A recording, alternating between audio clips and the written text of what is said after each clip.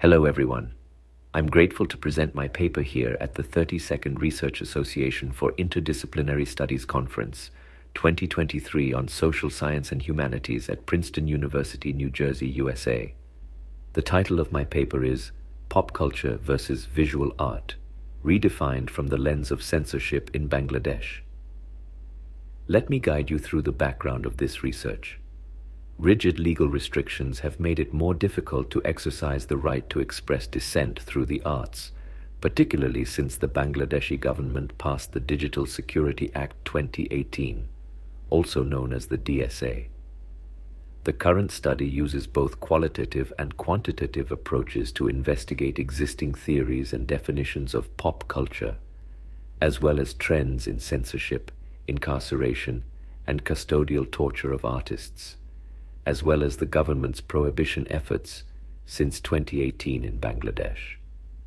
The niche of this paper is this question: under such circumstances, has art's function deteriorated beyond its former significance as a source of entertainment or education? Has it taken on a more subversive tone, adding another layer to the complexities of the present postmodern interpretation of pop culture?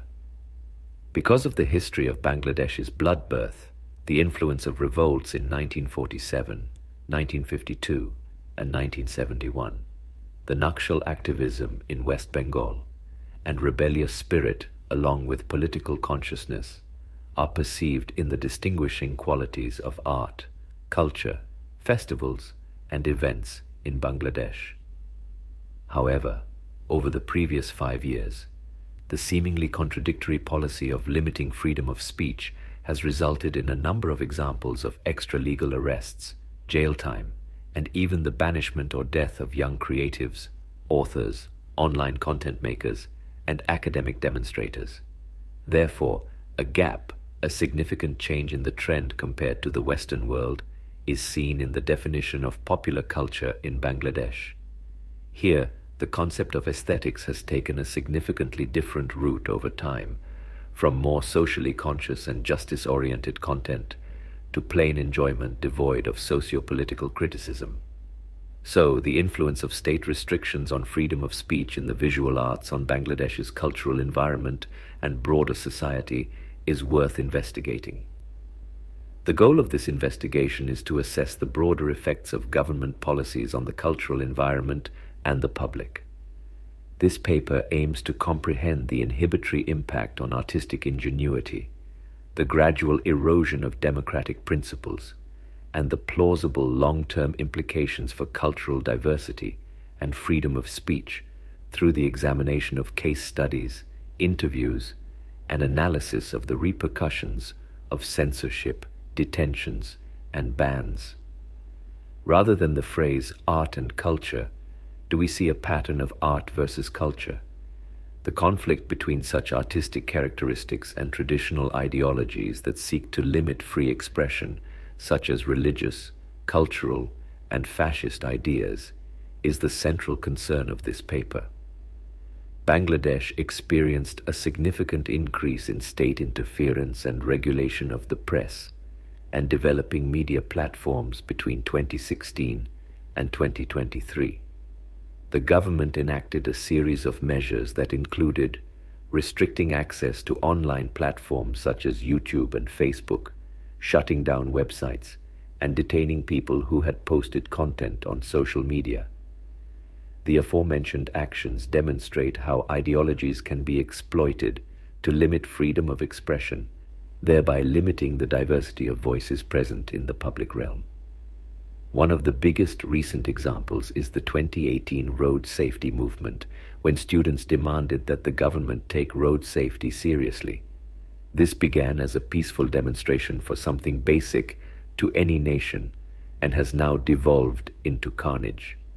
Students are being violently attacked, and with the assistance of the police, ruling party hooligans have rendered the streets dangerous to stroll in for both protesters and civilians. All this news and protests, not only by artists but also by civilians, were banned, arrested, and severely controlled through the use of the Digital Security Act. Another example is a famous Bangladeshi cartoonist, Ahmed Kabir Kishore, who has been arrested and denied bail multiple times.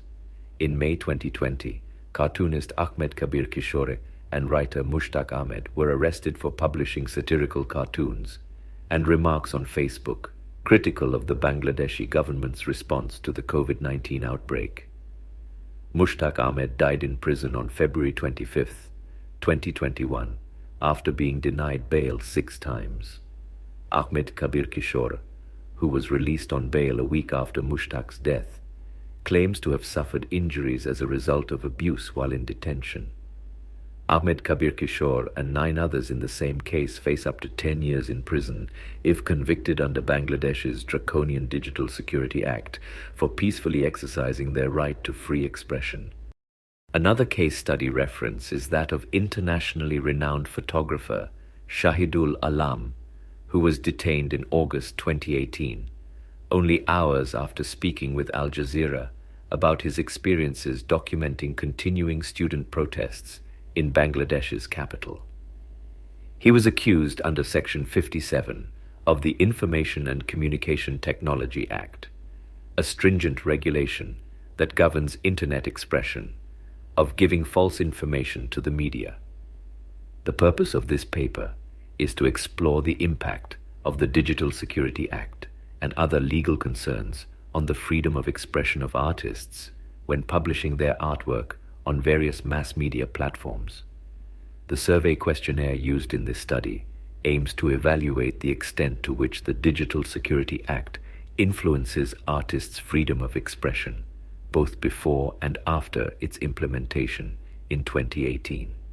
It presents the questionnaire and provides a summary of the preliminary results obtained from a subset of participating artists. While publishing artwork in digital mass media owned by government, regulated by the ministry, or run by private companies, social media, newspapers, blogs, clients' projects, commercials, exhibitions, festivals, to what extent does the Digital Security Act or other legal apprehension control your freedom of expression, whether now or before, after the implication of the Digital Security Act in 2018? On a scale of 10, these artists are asked to evaluate their freedom of expression. Option A is score 0, which means no freedom of expression.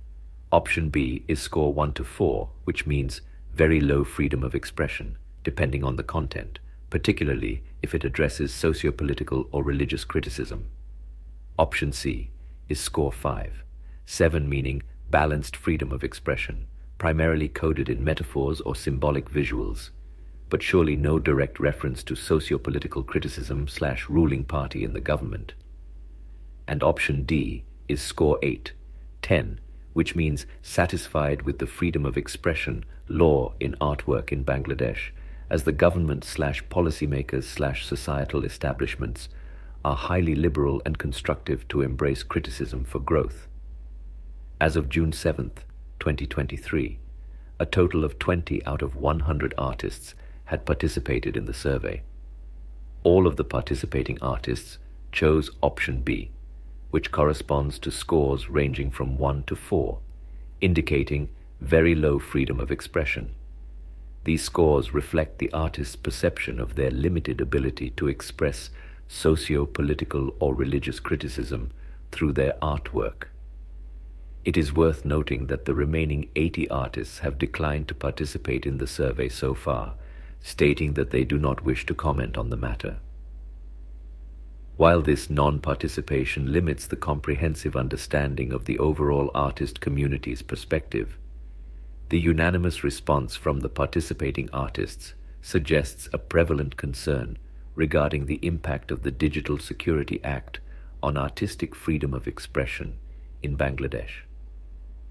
The preliminary results of this survey indicate a consensus among the participating artists that their freedom of expression is significantly limited when publishing artwork on digital mass media platforms.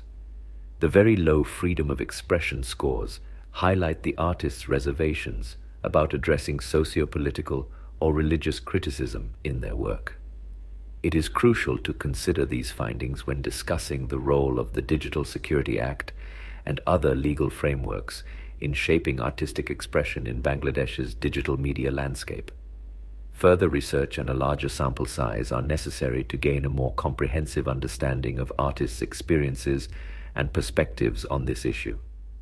As a counterclaim, some might argue that limiting freedom of expression is necessary to maintain communal cohesion and protect cultural and religious convictions.